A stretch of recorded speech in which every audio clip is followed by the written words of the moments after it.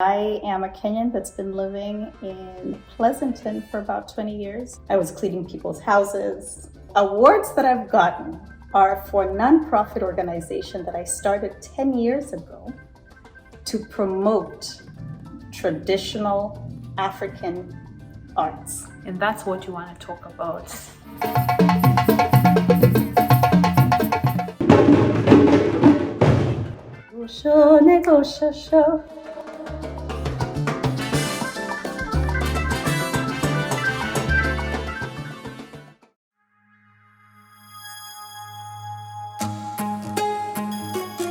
Hey guys, welcome back to my channel. Thank you so much for clicking.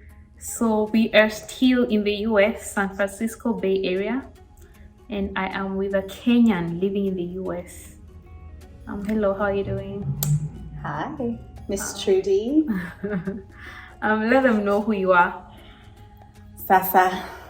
My name is Shiko, is what I tell people here. But Catherine Wanjiko Ndongo case. And I am a Kenyan that's been living in Pleasanton for about 20 years. I've been in the US since 2000, so about 22 years. And very excited to share with you about what we're doing out here. Excited to share our story and maybe get you guys excited about being Kenyan and being represented abroad. I know here in the US people are very busy, so I just want to say thank you so much for making time. How did you move to the US? My journey started, I was in USIU at the time, and I found out about my dad. Do you know USIU is said to be the rich kids school in Kenya? I was not rich, trust me. That's a story for another day, by the way. You know, I'd had the opportunity to, so I was in Alliance, had some, the honor of getting supported to go into USIU for a little bit, but then I found out about my dad, and there was a desire to sort of learn more about that side of my family, and actually they're the ones who brought me here. They were here in the US. So I transferred over to come and finish that business degree that I'd started. But they always say, keep your closets, your skeletons in the closet. So I'm gonna put those skeletons back in my closet. But anyway, fast forward, switched out a degree and started a science degree when I first came here. So got an undergrad in cell molecular biology. Started working in the States in that particular industry. And then several years later, decided to go back and get my master's when I had my kids, because I wanted to do something bigger and better with myself, and have worked in the science industry since then. What are some of the shocking things you learned moving from Kenya to the US? That you need a job to survive, first of all. Mm-hmm. And in order to have a job, you needed to have a social security number. And that's like KRA. I don't know. PIN. Yes.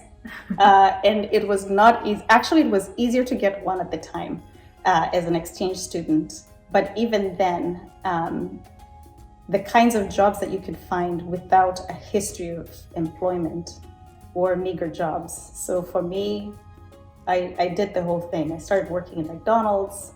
Before I landed the McDonald's job, I was cleaning people's houses. That's incredible. I love how open you are, because I know people are really getting inspired. If you're inspired already, drop a comment, but stay tuned into the end because you're just getting started. So when you came to the US after doing your schooling, you started doing your house help. Actually, that was before I even started school, because school is expensive if you are not a resident. So I had to pay as an international student. And so I had to do anything possible to be able to find money to pay the 3 or 4 times that a normal resident would be paying for. So yeah. That's interesting, yeah. I was in Arizona last year, and they told me that, foreigners pay 3 to 4 times more than locals. The foreigners are the ones that keep the schools and the institutions going. That's why, because of COVID, when schools had to be shut down, universities really were in a panic, because you lose your international students who are paying a sizable amount of money for tuition when compared with residents. So it's a great opportunity for schools to have international students. How long did you work? How long did you work as a house help? 2 weeks. That's so short. Too. Why? What happened? Okay, let me tell you something. I'll do work. I'll do what needs to be done so I can put food on the table. But the fork in the road for me was having to fold this woman's laundry, and her underwear was part of that clothing that I had to fold.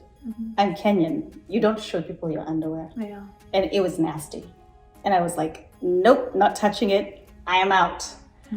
But it was a good experience because I learned how people live in America. I learned that, it's not like home. Home, anybody can have a boch. Many people can afford a boch because, and I wouldn't say boch because it's house help. It's other human beings who are supporting you in running your household, because labor is very cheap. Yeah. In the States, it's expensive. It's expensive. Hard, yeah.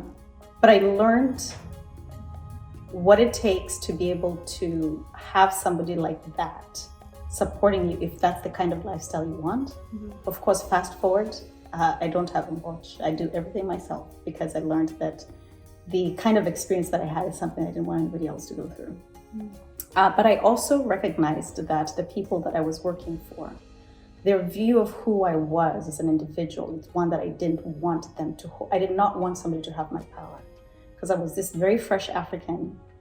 It's very easy to be taken advantage of. The way they were talking to me, the way they were directing me as though I was stupid. And I'm like, I went to Bush. I went to USIU, for heaven's sakes.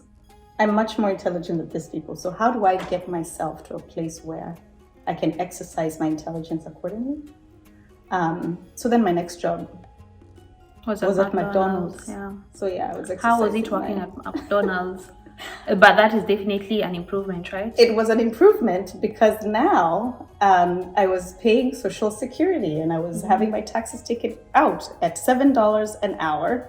So I was taking home maybe $2 per hour.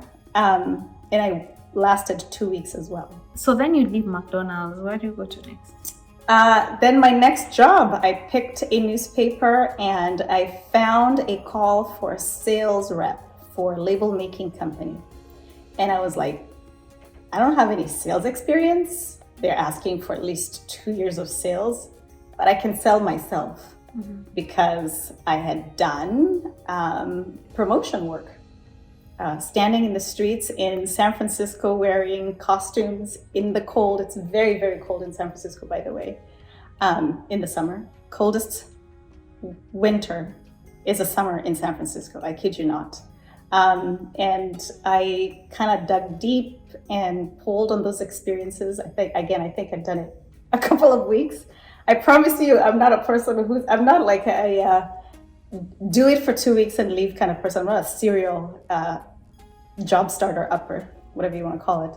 But, I called this company. I went in for an interview. They interviewed me once. I practiced in the mirror how to sound not foreign. I knew I didn't want them to just start asking me, okay, so let's see your history of work that you've done. But I prepared myself to go into this job, and that was the first legit job outside of being house help. I babysat, by the way. Also, I was a nanny for a while, watching other people's babies. But that was the first legit job that paid well enough. And I worked as a sales rep for a label making company for about a year. Being a nanny paid well enough, more than the sales? No, being a nanny did not pay enough again because I was coming in as a new nanny who did not have references, who hadn't done it before in America. And I cannot give references for people from home because they will know I'm lying. The sales job definitely paid well enough that in 6 months I had a car and an apartment of my own. Oh, wow. That's interesting. So how long did you do the sales job? For a year. Okay. I did it for a year. But remember, I was doing my undergrad in cell molecular biology. And then at the time, my mom actually, who was here with me for a little bit, and then she went back, introduced me to a neurologist who I started nannying for at the same time. So I was nannying and I was doing the sales job. But after having conversations with her, she was like, hey, we're looking to start this research facility at my clinic. And you seemed like you could really help us from a business standpoint because we were looking to hold it up. And so I quit my job and went into this neuroscience clinic, it was a neurology clinic, and built from the ground up for them a clinical research facility with no experience, with no prior understanding of how pharmaceutical companies make and market drugs. And that's why my work in the sciences really started. And from that point on, I've actually been in the drug development industry to today. That's incredible. You have even gone on, besides that, to win some awards, right? For what you're doing now. Well, now let me give you a curveball. So the awards that I've gotten are for a nonprofit organization that I started 10 years ago to promote traditional African arts. And that's what you want to talk about.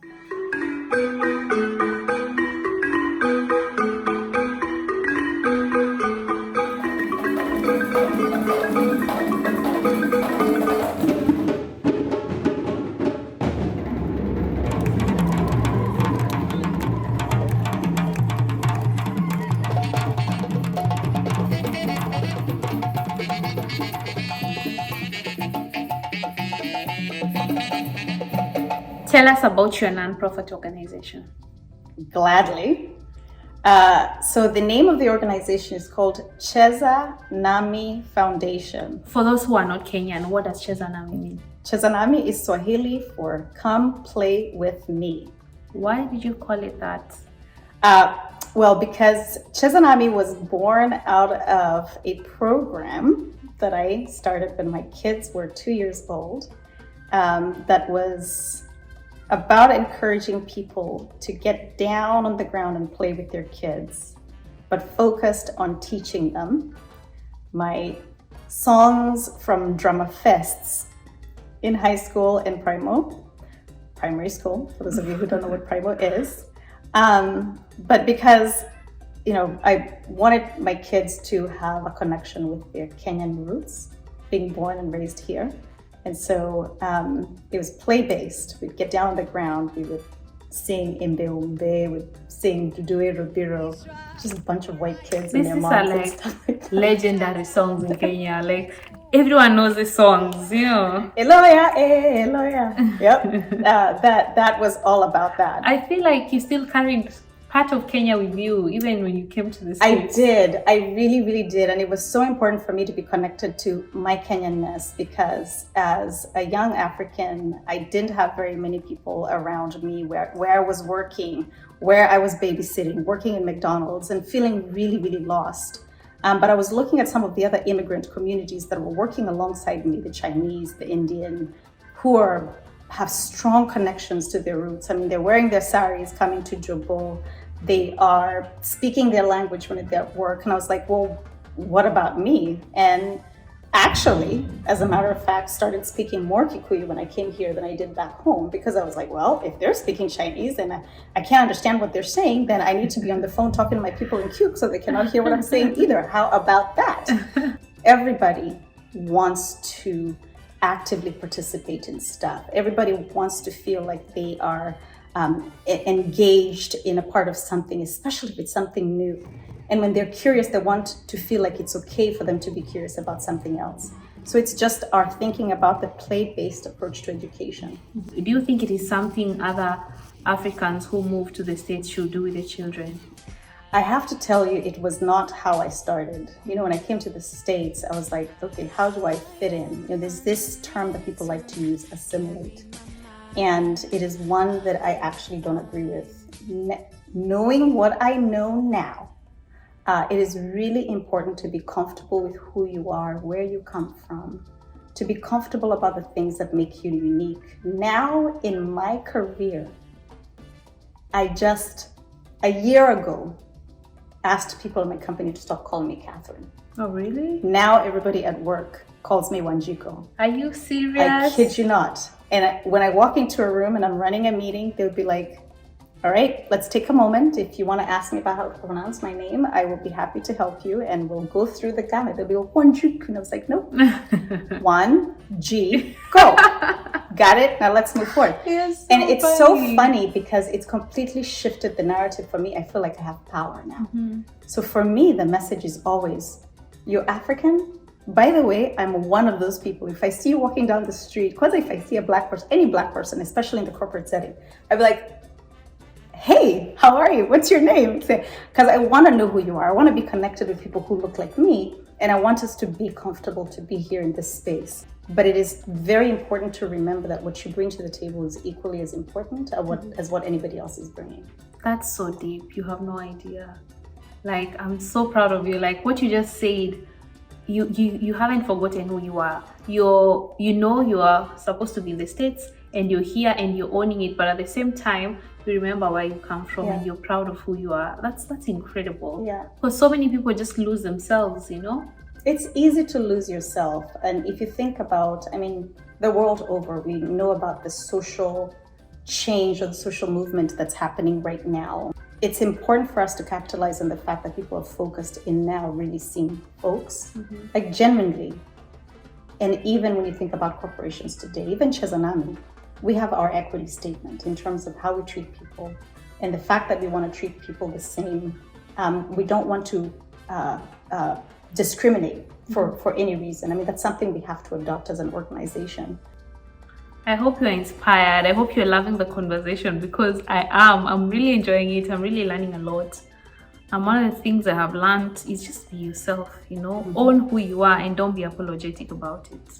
You're still working on your non-profit organization. Tell us more about it. Yeah, so 𝙁𝙤𝙬𝙗 is about 10 years old now. And what we do is we promote the idea that it's okay for people who are different to work together, to be together. It is important for us to see ourselves beyond our individuality or our culture.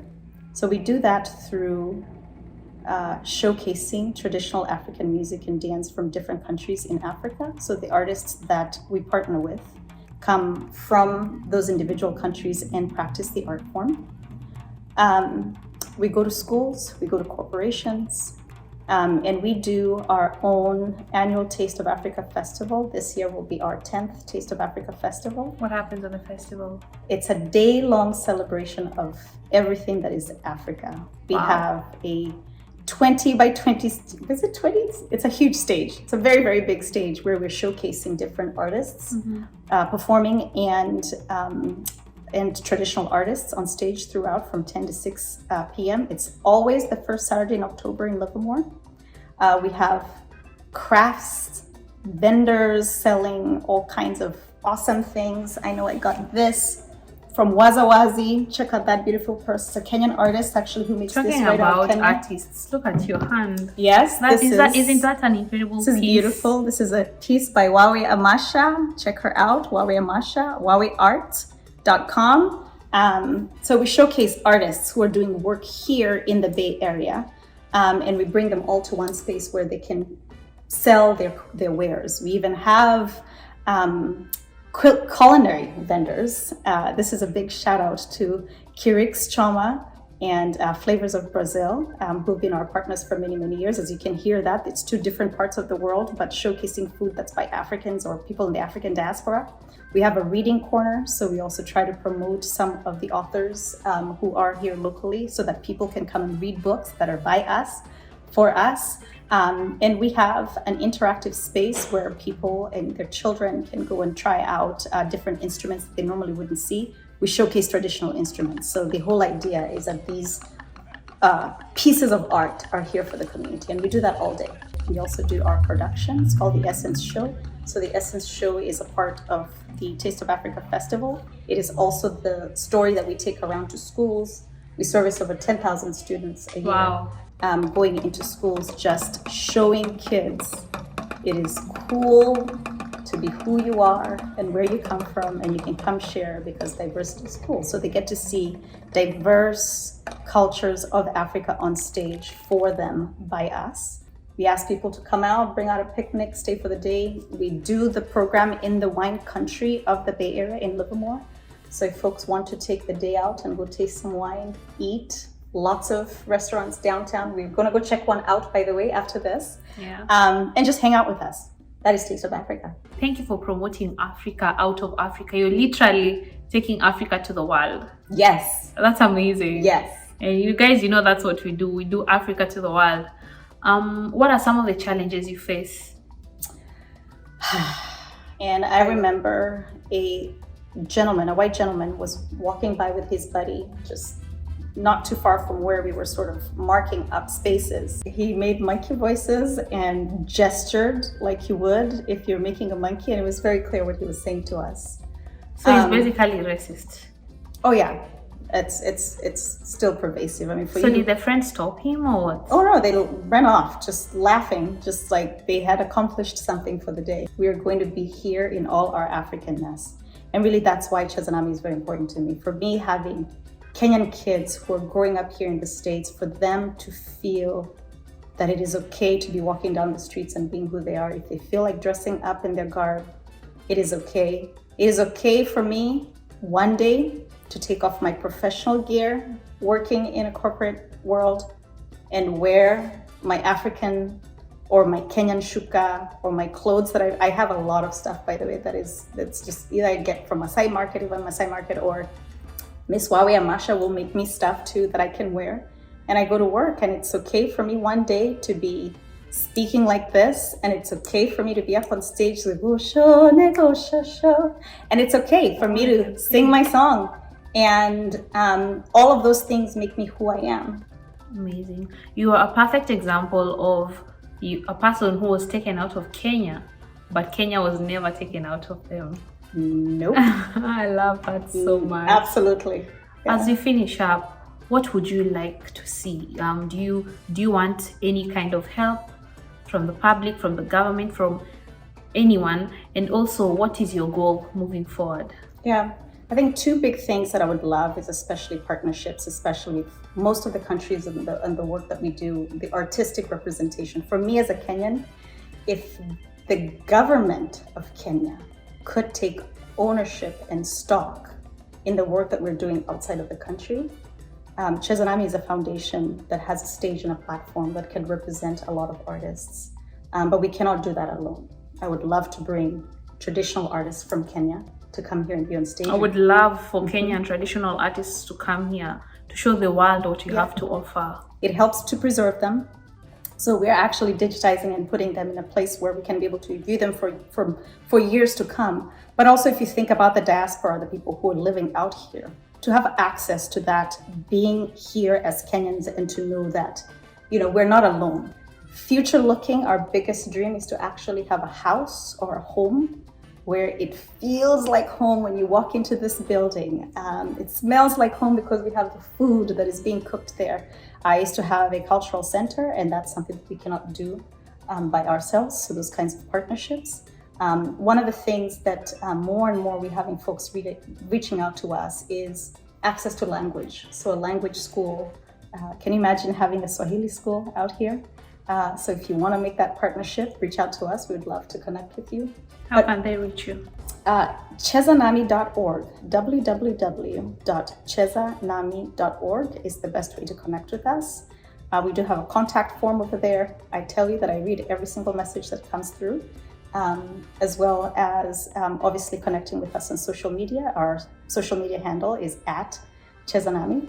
Just type that in and you'll find us, follow us. WhatsApp us. We do have those links to connect with us. Yeah.